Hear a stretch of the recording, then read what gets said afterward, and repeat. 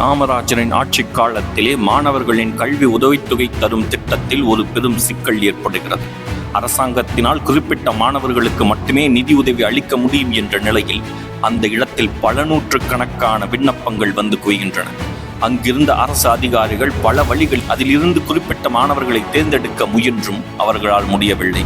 இறுதியாக அந்த அனைத்து விண்ணப்பங்களும் காமராஜரின் மேசைக்கு வருகின்றன. இதை விசாரித்த காமராஜர் சற்றும் யோசிக்காமல் அந்த விண்ணப்பங்களை வேகமாக புரட்டி அதிலிருந்து குறிப்பிட்ட விண்ணப்பங்களை மட்டும் தேர்ந்தெடுத்து இந்த மாணவர்களுக்கு உதவி செய்யுங்கள் என்று பதிலளிக்கிறார்.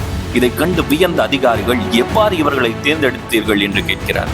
அதற்கு காமராஜர் கூறிய பதில் என்ன தெரியுமா? அதில் பெற்றோர் கையொப்பம் என்னும் இடத்தில் இவர்களுடைய பெற்றோர்கள் அனைவரும் கை நாட்ட வைத்திருக்கிறார்கள். இவர்கள் அனைவரும் முதல் தலைமுறை படிப்பாளிகள். இவர்களுக்கு கல்வி அவசியம் என்று கூறினார்.